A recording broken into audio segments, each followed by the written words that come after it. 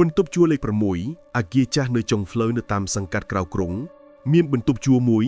ដែលគេលែងប្រើប្រាស់មកជាយូរហើយមិនអ្នកណាហ៊ានចូលទៅជាទេពីព្រោះរឿងរៀនដែលគេដឹងគ្រប់គ្នាអំពីបន្ទប់ជួលលេខ6នោះតាមការនិយាយគ្នាថាមានខ្មោចចំនួន6នាក់ដែលបានសម្លាប់ខ្លួនកាត់ក្នុងបន្ទប់នោះនៅតែវល់នៅទីនោះដោយមិនអាចរកផ្លូវចេញបានសារ៉ាត់ដែលជាក្មេងបុរសដែលមិនជឿខ្មោចបានសម្រេចចិត្តចូលទៅរកមើលក្នុងអាគារនោះនៅពេលយប់មួយដោយគិតមិនឲ្យមិត្តភ័ក្តិរបស់គាត់ដឹងគាត់យកចន្លោះកូនសោដែលគេភ្លេចចាក់ក្បាលទ្វារបន្ទប់ជួលនោះហើយក៏បើកទ្វារចូលបានខ្យល់ធំក្លិនធូរីនិងធូរីគំរប់គ្របលើអាកាសធាតុទាំងមូលពន្លឺពីហ្វូនរបស់គាត់បញ្ចាំងឃើញចិញ្ចាំងដែលពណ៌លឿងប្រេតហើយមានរូបគំនូរចម្លែកទីបំផុតគាត់ក៏ដើរចូលទៅក្នុងបន្ទប់ធំដែលជាទីតាំងចុងក្រោយនៅកណ្ដាលបន្ទប់មានខ្សែចំណង Dedas ពី2ឆ្នូតដែលហាក់ដូចជាគេធ្លាប់ប្រើវាសម្រាប់ជួលខ្លួនហើយមានរូបរាងមនុស្ស6នាក់កំពុងឈរនៅក្នុងងងឹតអ្នកទី1គឺជាស្ត្រីម្នាក់ដែលមានខ្សែក្រហមជាប់នឹងកជើងមាត់នាងឈរនៅយិតចានឡាបូជាដែលពោពេញទៅដោយសាកសពរួយតូចហើយដៃរបស់នាងកាន់កាំបិតដែលមានឈាមជាប់ប្រវត្តិរបស់នាងបង្ហាញថា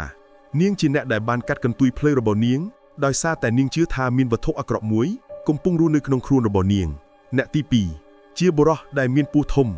ហើយមានផ្សែងពណ៌ខ្មៅចេញពីមាត់របស់គាត់ឈរនៅក្បែរបង្គន់ដែលពោពេញទៅដោយថ្នាំគីមីពុលហើយដៃរបស់គាត់កាន់ដបថ្នាំដែលហូរចេញគាត់បានពិសាថ្នាំពុលដោយសារតែការវិនិច្ឆ័យខាងហិរញ្ញវត្ថុនិងការអាម៉ាស់មុខអ្នកទី3ជាក្មេងសេរីម្នាក់ដែលមានសក់គ្រប់ដណ្ដប់មុខហើយមានទឹកចម្រេចេញពីសក់របស់នាងឥតឈប់ឈរនាងឈរនៅក្បែរអាងទឹកដែលលិចឡើងដល់កណ្ដាប់ដៃហើយនាងកំពុងកាន់ប្រអប់ថ្នាំគេងដែលទេនាងបានលាបថ្នាំពេញប្រអប់ហើយពិសាទឹកក្នុងអាងទឹករហូតពីការជីវិតអ្នកទី4ជាបរិរចំណាស់ដែលមានរូបរាងស្គមឆ្វាយហើយមានខ្សែពួរព្យួរកន្ទុយភ្លើរបស់គាត់ឈរនៅក្រោមក្តារដំបូលដែលរុនទុយមួយហើយជើងរបស់គាត់លែងដាស់លើឥដ្ឋទីគាត់បានព្យួរខ្លួនឯងនៅទីនោះដោយសារតែភាពឯកានិងការបរាជ័យក្នុងការរស់នៅអ្នកទី5ជាក្មេងប្រុសម្នាក់ដែលមានមុខស្លេកស្លាំងហើយមានរុនគេនុនធំនៅលើថ្ងាគាត់កាន់កំភ្លើងដែលមានផ្សែងអាប់អែនហៅចេញ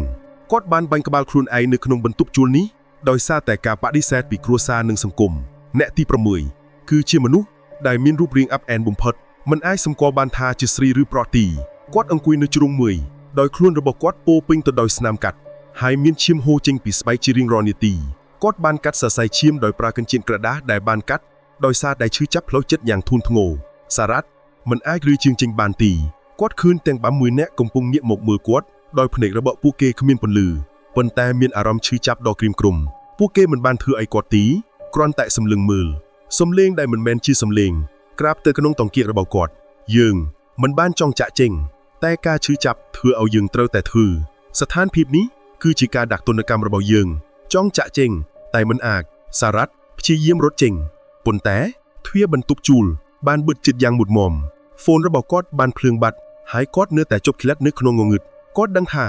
ពួកគេមិនបានចង់ធ្វើអីគាត់ទេពួកគេគ្រាន់តែចង់ឲ្យមានមនុស្សម្នាក់ដឹងអំពីការឈឺចាប់របស់ពួកគេនៅពេលព្រឹកមិត្តភ័ក្តិរបស់សារ៉ាត់បានរកគាត់នៅមុខទ្វារបន្ទប់ជួលលេខ6គាត់នៅរស់ប៉ុន្តែភ្នែករបស់គាត់មើលទៅឆ្ងាយហើយមាត់របស់គាត់កំពុងនិយាយដដែលពួកគេឈឺចាប់ពួកគេគ្រាន់តែចង់ឲ្យគេដឹងហើយរហូតមកដល់ថ្ងៃនេះបន្ទប់ជួលនោះនៅតែត្រូវបានចាក់សោយ៉ាងមុតមមប៉ុន្តែជួនកាលនៅពេលយំខ្លីៗអ្នកដែលហ៊ានដើរឆ្លងកាត់នឹងឮសំឡេងយំខ្សឹកខ្សប់និងសំឡេងដកដង្ហើមយ៉ាងធ្ងន់ធ្ងរចេញពីក្នុងបន្ទប់ជួលនោះដោយមិនដែលចេញមកខាងក្រៅបានឡើយសូមអរគុណការទស្សនាវីដេអូនេះតាំងពីដើមដល់ចប់បើចូលចិត្តកុំភ្លេចចុចជាវនៅវីដេអូហើយដាក់សញ្ញារូបកណ្ដឹងដើម្បីទទួលបានវីដេអូថ្មីៗបន្តទៀត